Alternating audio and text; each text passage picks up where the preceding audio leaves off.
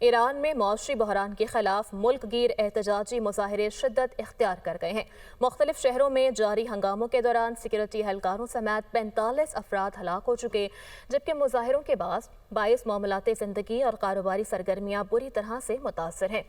حالات پر قابو پانے کے لیے ایران بھر میں انٹرنیٹ سروس بند ہے اور سیکورٹی سخت کر دی گئی ہے، جبکہ دوسری جانب ایرانی سپریم لیڈر آیت اللہ خامنئی نے عوام سے اتحاد کی اپیل کرتے ہوئے کہا ہے کہ فسادی عناصر بیرونی طاقتوں کو خوش کرنے کی کوشش کر رہے ہیں اور ایران کسی بھی قسم کی بدامنی کو برداشت نہیں کرے گا۔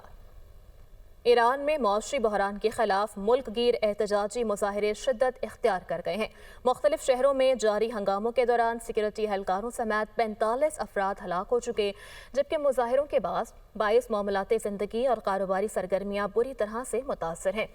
حالات پر قابو پانے کے لیے ایران بھر میں انٹرنیٹ سروس بند ہے اور سیکورٹی سخت کر دی گئی ہے، جبکہ دوسری جانب ایرانی سپریم لیڈر آیت اللہ خامنئی نے عوام سے اتحاد کی اپیل کرتے ہوئے کہا ہے کہ فسادی عناصر بیرونی طاقتوں کو خوش کرنے کی کوشش کر رہے ہیں اور ایران کسی بھی قسم کی بدامنی کو برداشت نہیں کرے گا۔